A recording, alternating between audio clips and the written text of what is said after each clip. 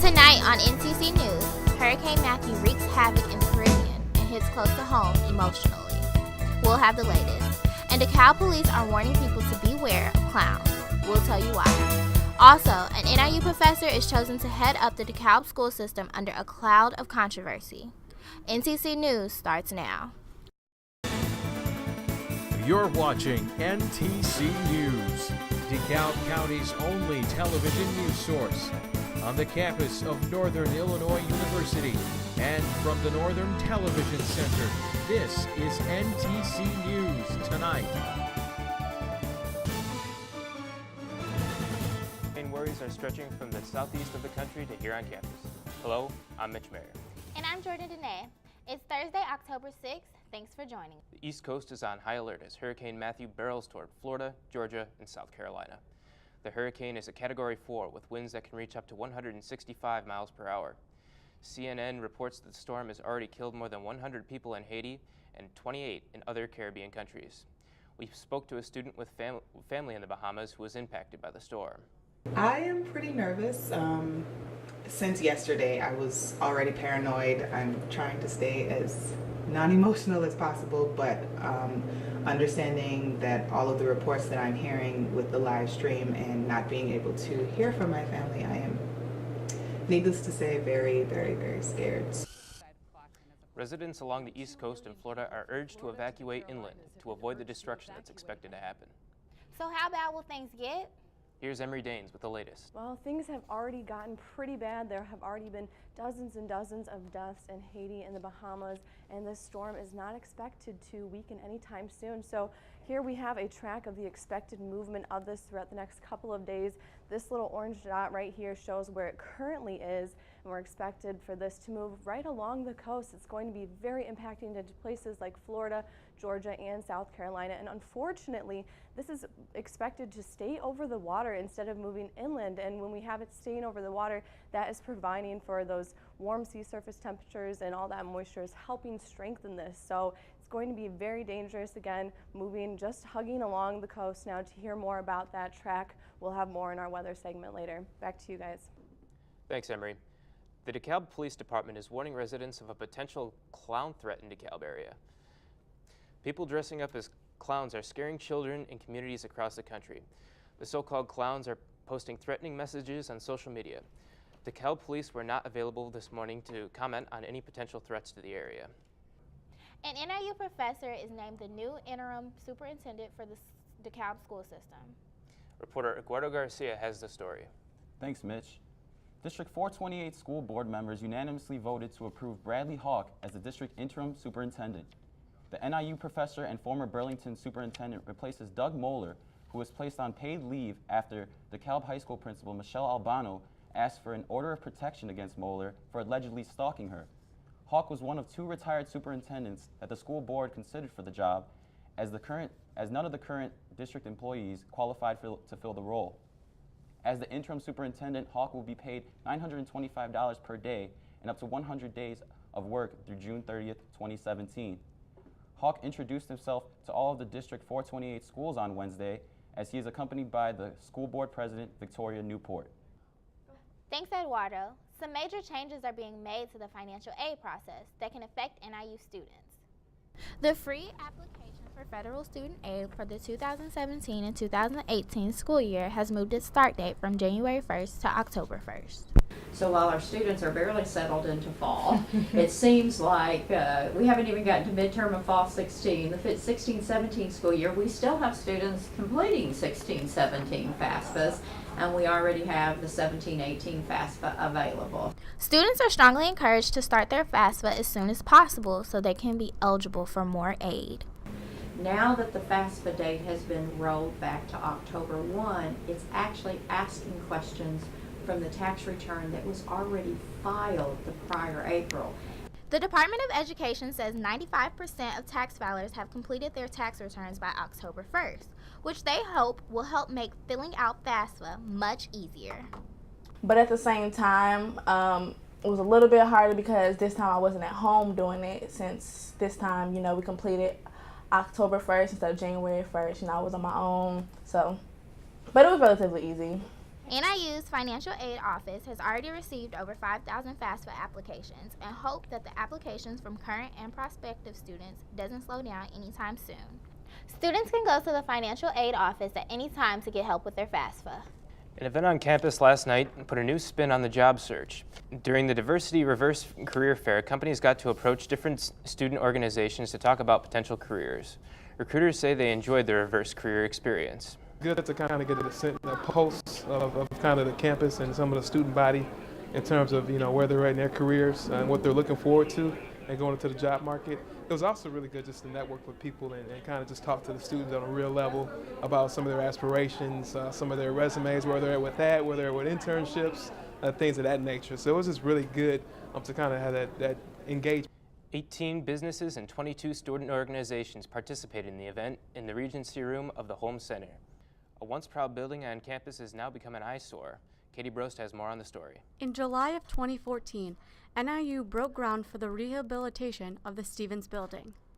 The plans for the project would include a new auditorium, state-of-the-art technology, and the expansion of the theater scene shop. However, a year ago, all construction halted to a stop. This construction has many students asking why it's still not done. I pass by this building almost every single day, and it's still under construction. It's been like this for a couple years now, and I have a lot of friends who are in the School of Theater and Dance, and they keep wondering when they're actually going to have a building to work in. Lack of construction can be blamed on issues with the state budget. It was the budget stalemate that caused the governor to put a halt to all these building projects around the state. So when he did that, all work stopped, and that was back on June 30th of 2015. So had the budget gone through as normal, the project would probably be done by now. Multiple programs have been relocated to Gable Hall since construction has started. Students should expect the construction to be prolonged a bit more. And the last estimate I heard was that it'll probably take another calendar year to finish it. So we're more than a year away from seeing that building completed, which is very disappointing because it is going to be home. It was home and it will again be home to two very important programs. Number one, there's our theater and dance program, which uses the stage and the scene shop and all the things in there. And then there's the anthropology program that was housed in that building, not to mention all the other classes that meet in there. So it's a very important building on campus. We're really excited to see the project start up and get done because we'd like to have that building back online. Final construction costs are estimated to be a little over $28 million. For NTC News, I'm Katie Brost.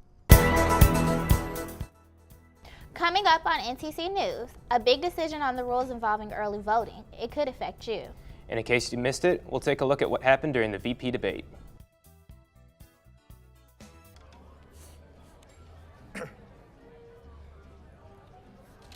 Oh, you got it. Since I got rid of my car, I really enjoy walking. Okay. God, no.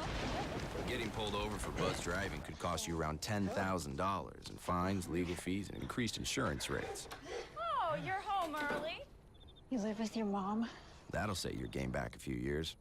Buzzed, busted, and broke. Because buzz driving is drunk driving.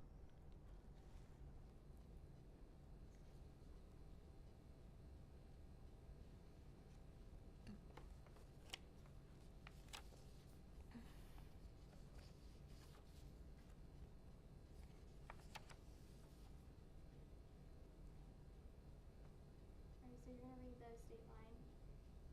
Oh, okay.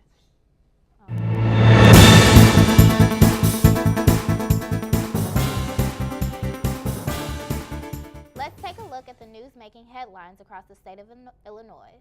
These are today's state lines.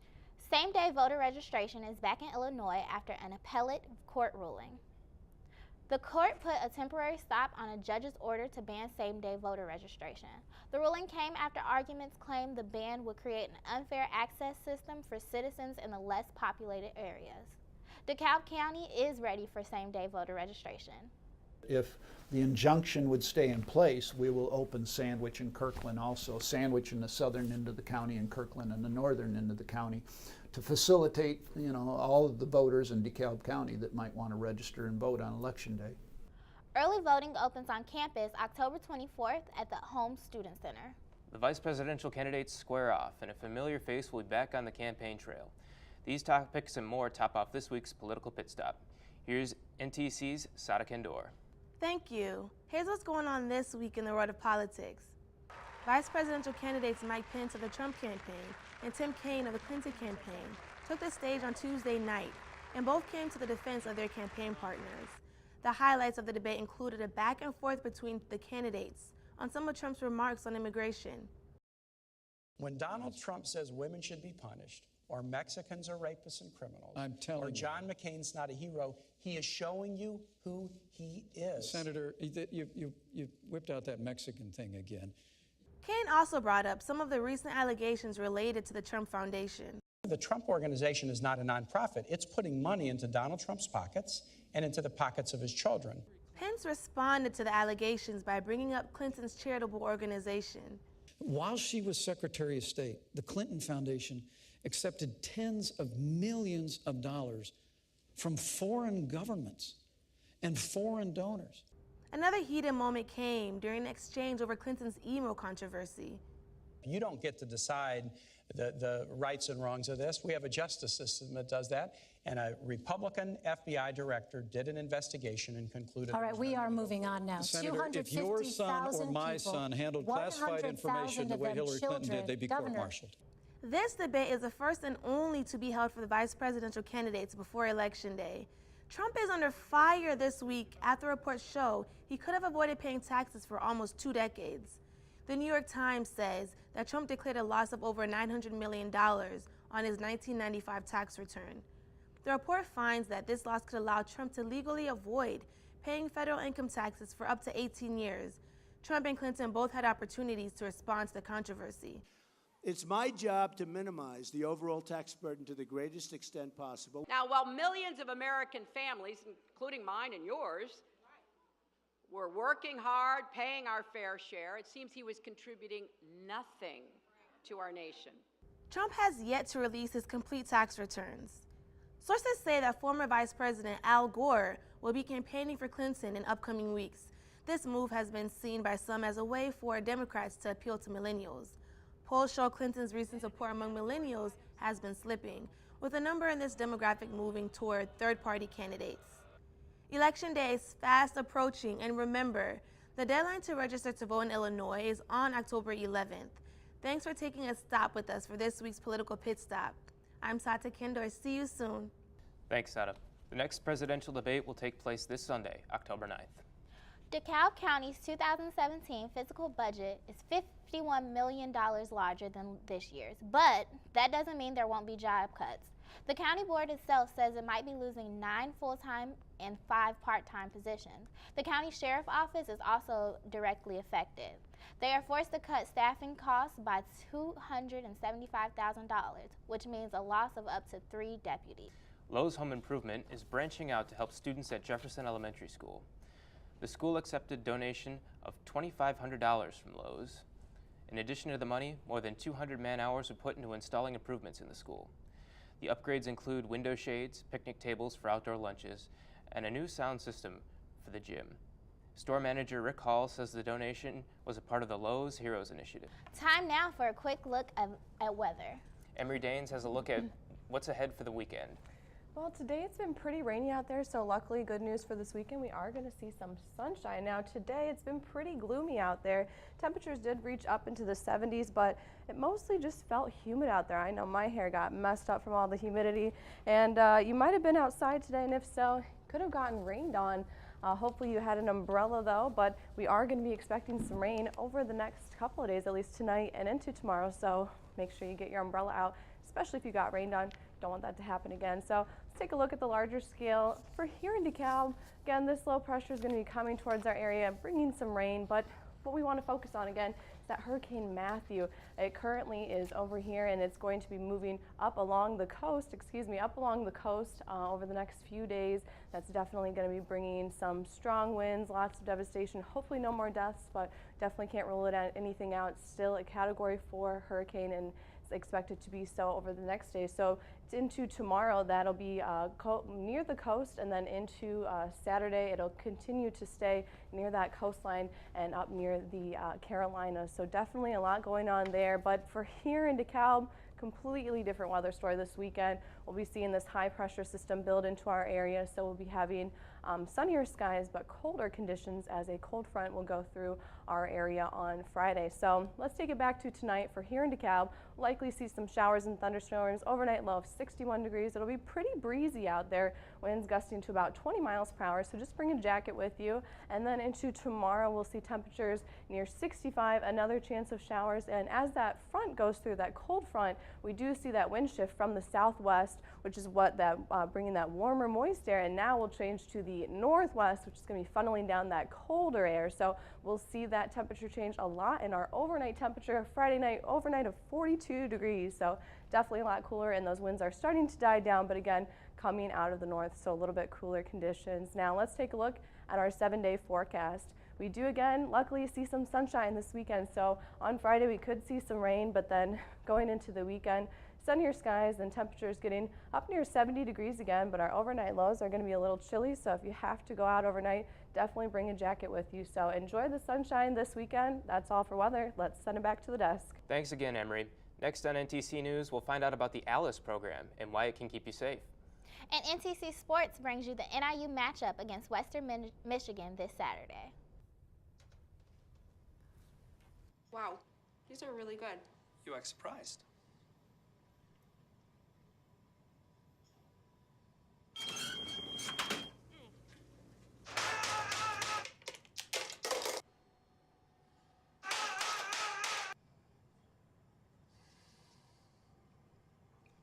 Practice makes perfect. You don't have to be perfect to be a perfect parent. There are thousands of teens in foster care who don't need perfection. A safety program helps students learn how to respond to an active shooter. It's called ALICE, and Paris Bizzle has more. ALICE is a program that has expanded to the NIU students and faculty and DeKalb residents to provide public seminars on how to react in an active shooter situation. ALICE is explained and then acted out by the participants, making them feel like they are in real-life danger. They just taught us like the way the shooter went and how students could have reacted differently, so less people would have got like shot, killed, or would have had like an easier way to evacuate. The seminar became mandatory this semester for housing staff, calling all community advisors to take the class before school in August. We all got together in this room and I went over several different first-person shooter situations in which that we acted them out. So maybe a shooter came through the door and we all had to hide and we had to see how we all reacted, and then other times we did not hide, and then we all threw the balls or whichever objects we had in our hand at the shooter. And it was just sort of situational and see how we would react. The seminars are relaxing and fun because it is all demonstrated with water guns, approaching a serious problem in a playful way. For NTC News, I am Paris Bizzle. The ALICE program has seminars every month. For specific dates, visit the Department of Police and Public Safety website to register.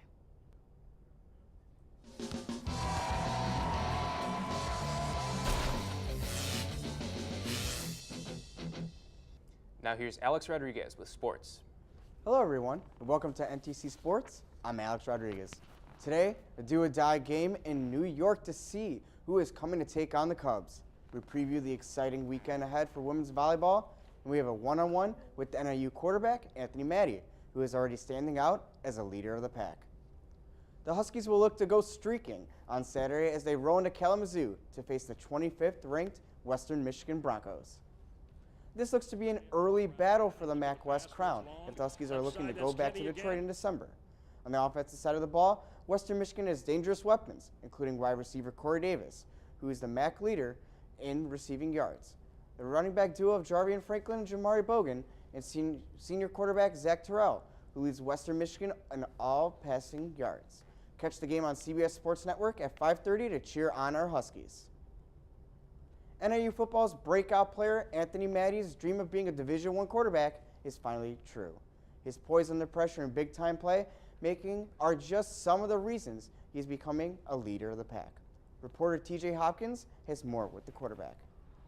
After a breakout performance against Ball State, NIU QB Anthony Maddie is this week's leader of the pack.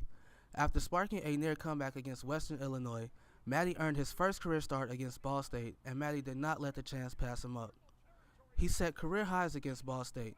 He rushed for 160 yards, the bulk of that coming from a 75-yard touchdown run. He also threw for 298 yards and 2 touchdowns. However, Matty has not always been in the spotlight since he transferred to NIU from Western Michigan, serving mostly as a backup to regular starting QB Drew Hare. Even with Hare being injured, Matty still had to wait his turn when Ryan Graham got the start over him against San Diego State. But Matty still kept his confidence even though it was challenging at times. Obviously it was tough, and like nobody expects that coming into college, out of high school. That's not what you think is going to happen. Head coach Rod Carey has worked hard at keeping Matty ready to play at all times, but he says it's on him to keep his spirits high. We knew that if we got him back and going, he was going to perform well, and he certainly did. When playing time becomes an issue, most players transfer schools. Matty chose to stay at NIU not only because he likes the school, but he had help staying motivated. It's just having good people around you that keep you focused and caring about the game and loving it, and understanding that at some point you'll get a shot. There are players like Anthony Matty across the country waiting to get their turn. He even gave them some words of encouragement. Just push through. It's going to get tough. It definitely was a lot of tough times, but most of the time, if you're going to get an opportunity, you just got to make the most of it when you get those chances. For NTC News, I'm TJ Hopkins. Anthony Matty will continue to lead the Huskies this weekend as they try to go 2-0 in MAC play this Saturday. It's rivalry weekend for women's volleyball as the team looks to extend their 7-game winning streak. The Huskies will play their first game on Friday night versus the Ball State Cardinals, and the rivalry will continue on Saturday night versus Toledo. The Huskies' defense will be tested by Ball State's Brooklyn Gazelle and Sabrina Mangapora, who lead the team in kills this season. The Huskies will have to keep an eye on Toledo's Marissa Leonard, who averages a humbling 4.83 digs per set. Come cheer on the women's volleyball team at Victory Court. Both games will begin at 7 p.m. It was a game for the ages as the San Francisco Giants and the New York Mets faced off in the National League wildcard game with both teams fighting for their playoff lives. It was a pitching duel as both teams' aces get ready to exchange punches. A nice jab was given by Madison Bumgarner, striking out Yoenis Cespedes in the bottom of the 4th and getting Curtis Granderson to pop up to Denard Span in center field. Top of the 6th, Giants making noise as Joe Panic hits a deep shot to center, but look at the incredible catch by Granderson as he bumps into the wall, getting dirty, and his teammates love the effort. Still scoreless in the bottom of the 8th, Cabrera lines out to Bumgarner's glove as he is loving himself on that play. Top of the 9th, with 2 men on, Connor Gillespie hits a deep shot to right field, back, and it's gone. And the Giants grab a 3-0 lead. Mad Bum on to finish it off in the bottom of the 9th, and the Giants beat the Mets 3-0 off of a perfect effort from their starting pitcher. Now that the schedule is set, the Cubs look to say this is the year and fight the even year as they take on the Giants for the first time in the postseason since 1989. Wrigley Field will be filled with Cubby Blue as the Cubs seek to go back to the NLCS and one step closer to playing in the World Series. Game 1 will take place on Friday at 8 p.m. on Fox Sports 1, while Game 2 takes place Saturday at 7 p.m. on MLB Network. That's all for sports. Catch all the NIU sports action this weekend. And if you want more sports, check out our Top Shelf Sports Show, giving you all the highlights and analysis on all NIU sports. Be safe, be kind, and as always, go Huskies. When NTC News returns, a local downtown DeKalb venue is coming back with the change. We'll be right back.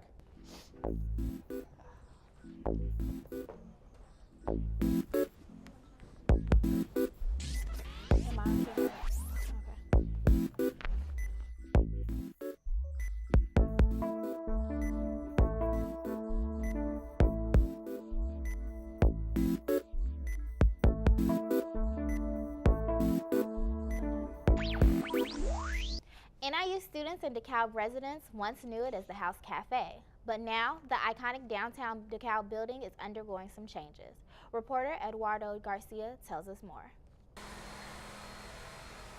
Sawing away, as the house is undergoing some changes after new ownership has set the venue's focus in a slightly different direction. Formerly known as a cafe, the house will now direct its focus as a central venue location for different types of artists. The house has been a staple in the downtown DeKalb community for over a decade, as new ownership hopes to reestablish its once acclaimed popularity. The house represents a huge artistic forum for the community. It was really important that we just keep that going because these places helped us get the experience and all that when we were younger. So I feel like artists need that chance, be a jazz musician, visual artist, or otherwise. So yeah, it was really important to us to just continue to provide that forum for the community. Husband and wife Mark and Martha Robinson decided to recover the establishment after its sudden closure in mid-August. The couple believe they are able to prevent any sudden financial problems based on their prior business knowledge. Simply by making it sustainable, running in the black. It has a lot to do with cost effectiveness and whatnot, making sure that you get them to buy enough, that it's sustainable, that you can cover all your bills. The house plans to reopen October 14 with a whole new menu, new sets of speakers, and a rejuvenated environment. Musicians will soon be able to contact the house for any future booking inquiries. For NTC News, I am Eduardo Garcia. The house is one of the only venues in downtown DeKalb for local bands and performers. NTC News Tonight is produced and directed by students here at Northern Illinois University. For more on NTC News, look us up and like us on Facebook. You could also check out our website. We want to thank you all for being with us. Thanks for watching. Goodbye, everyone.